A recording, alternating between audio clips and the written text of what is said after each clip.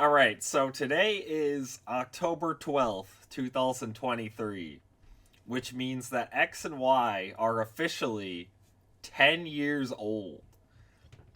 I don't know why, but this anniversary in particular has been especially, impactful for me because, with the 2D games, when they became a decade old, it was crazy, but it's like, oh yeah, they're 2D, so they're older. But now, the first mainline 3D Pokemon game on a handheld, Pokemon X and Y, those games are a decade old. It, I know the whole thing become X amount of years old, and then you go, oh my gosh, I'm so old now, is done to death. But sometimes it really do be hitting. Like X and Y are a decade old. How am I gonna come to grips with that? So because these games are I feel like they kind of mark a big change in the franchise, and in my opinion, not necessarily for the better. But at the same time, I have a lot of nostalgia for these games. I played them a lot. Pokemon Y version is the most time I've ever spent on a single save file in a Pokemon game.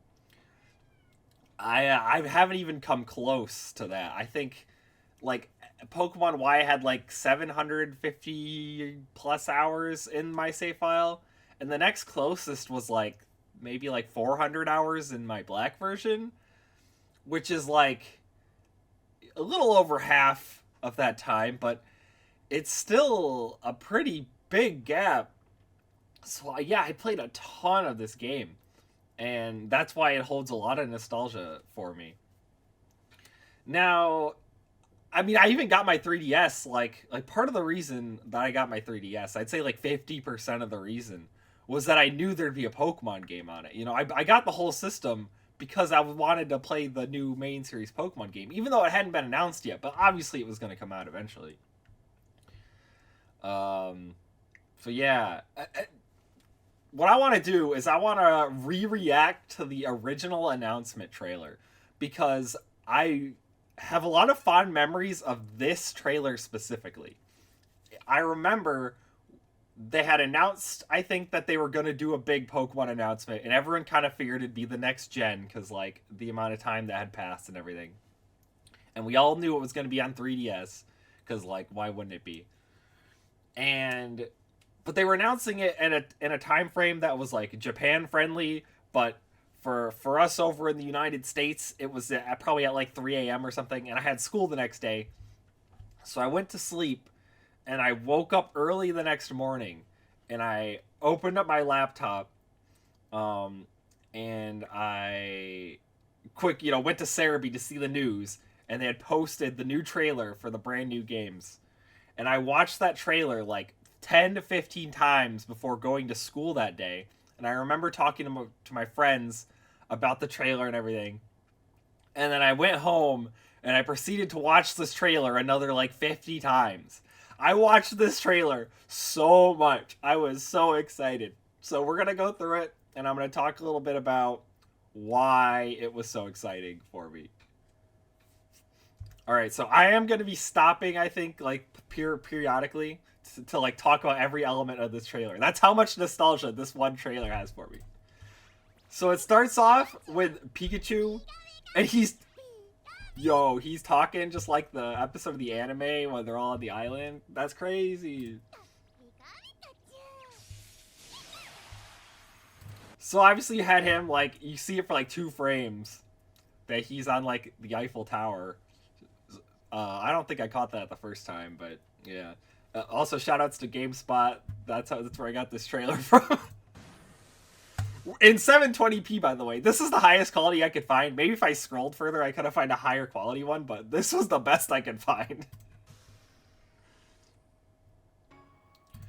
Actually, you know what? When I said I'm going to be stopping this a lot, I was not lying. Alright, so this shot, I feel like this is referencing the fact that this is going to be a worldwide release, because this was the first Pokemon game, at least in the main series, to be a worldwide release, which was crazy because back in the day, Japan used to get the games like 7, 8, 9 months before us, and we'd have to just wait in agony when like all the new Pokemon would already be up on Cerebi or whatever. And, like, you just had to wait before you could experience it. Or, you know, some people I know would like import the games from Japan. No one I knew growing up did that though. But yeah, it was so hard to like it was impossible to stay spoiler free. And because of that, this was the first Pokemon game I went into not having spoiled the new Pokemon, at least the ones that hadn't been officially revealed. Now, the unfortunate thing is, I feel like they revealed a lot of the new Pokemon beforehand, so there weren't that many surprises, especially because of the way X and Y were set up and how routes had so many Pokemon on them. And so there's a really high chance you just didn't even run into the new Pokemon. But, you know, that's a whole separate thing. But yeah, the whole worldwide release thing was pretty insane. You know, I mean, around this point, it wasn't just Pokemon. It was kind of like every Nintendo franchise. And just like gaming in general started doing worldwide releases from this point on. Which is cool.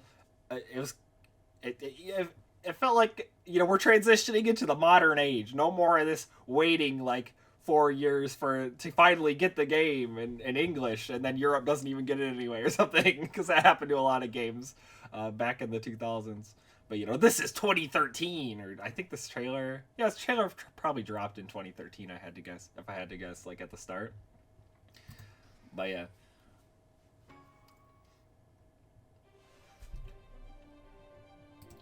Oh my gosh, it's in 3D. Okay, I want to keep stopping it to, like, you know, for the bit that like every 2 frames I stop video, but I don't have anything to comment on this. It's just a route. Breathtaking 3D. Okay, wait, no, here we have something to talk about. This shot, you can barely see it because this video is not very high res. I think I set it up so you can see my cursor, but over to the left here, above the little like feet icon platform he jumped from, you can see his glasses. This is a little, you know, little bug in the build of this game that the trailer was made in, where the glasses didn't follow him. I remember this being a huge talking point. People predicted that there would be character customization just because of this. They're like, oh, the glasses are a separate model. They're not all just, it's not just like combined with the hat model. Therefore, you'll probably be able to switch it out. Now, I don't know if that's really why, but it was true. So, you know. Wow, this really is low quality. I should have previewed this beforehand, but like I said, this was the best one I could find. The roller skates. Oh man, a lot of thoughts on the roller skates. Encounter new Pokemon. Okay, we get to talk about the stars now. So, Chespin, I don't even remember really what my first impressions of Chespin were. I think it was the one that made the least of an impression on me at first. I was like, yeah, it's cute. It's whatever. I don't really have much to say about it. Also, they really emphasize this whole worldwide release thing. Because, look, they show you, like, what the Pokemon's name is in all the different, like, languages. That was really cool.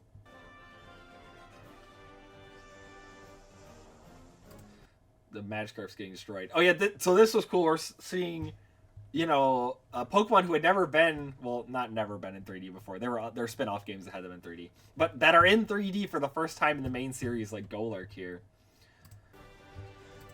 And then seeing this crazy animation. I think this is Aerial Ace, right?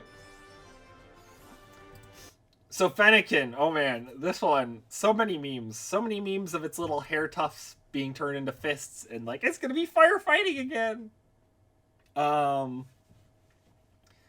Yeah, that didn't happen, but it was very funny. I remember being like cautiously optimistic about this Pokemon, but in the end, I'm not huge on its evolutions. I think they're like whatever. But hey, they revealed the middle stages officially, but not the final stages, and I managed to avoid the spoilers of the final stages. So, but I kind of lucked out because the one I picked ended up being the one whose final evolution I liked the most.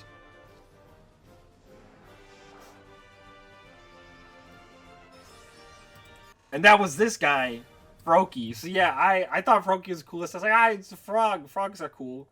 And yeah, Greninja. I remember when my Froakie got to its final stage.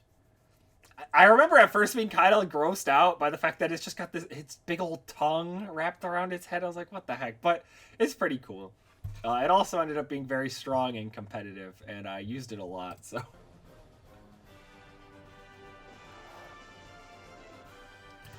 You know, what's interesting, looking back at this trailer, they show a ton of Gen 5 Pokemon. And I have to imagine that's because it was the most recent gen. So it's kind of like symbolizing a passing of the torch with all these Generation 5 Pokemon.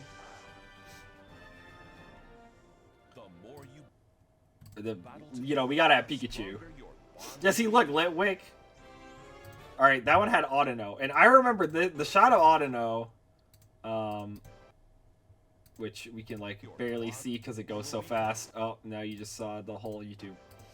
But whatever. The Audino there, I remember thinking, like, oh my gosh, the shaky grass is gonna be back from Gen 5. It was not.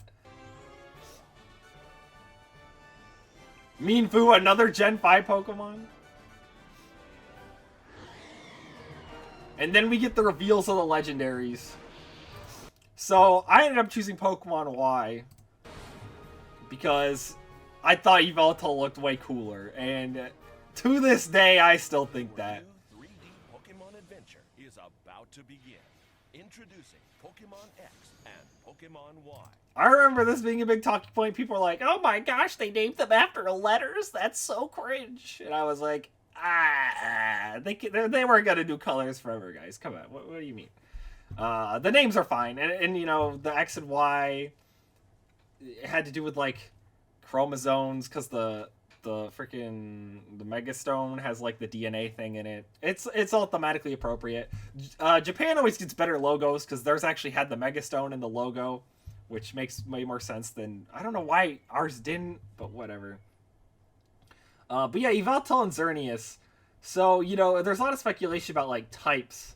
And of course they didn't reveal the types right away because they didn't want us to know that Xerneas was a fairy type, because they wanted to do a whole separate reveal with like Sylveon, where they revealed Sylveon. They're like, whoa, what type is Sylveon? And all that kind of stuff. But yeah, I don't know. The thing I didn't like about Xerneas, it like looks like, this is such a stupid reason, but like, I don't know. It looks like this is like an aura, but it's not an aura. So its feet are actually touching the ground here, and it looked weird. And also, its nose looks like it was cut off. Look, it's just like cut. I know, not very good reasons for not liking the Pokemon, but it's just those little tiny details are what made me gravitate more towards Yveltal. You know, besides the fact that I'm an edgelord loving, you know, like this red and black color scheme. Like, of course I like this one. And it's just got these big old claws, and I don't know. I still think it looks cool to this day. So, you know, no regrets choosing Pokemon Y. But yeah, here's the big thing, coming worldwide. That was insane. I actually, you know what? This anniversary also snuck up on me because I figured it was in November, because that's when Pokemon games come out these days. I had forgotten that X and Y came out in October, which is kind of weird. But, alright, sure.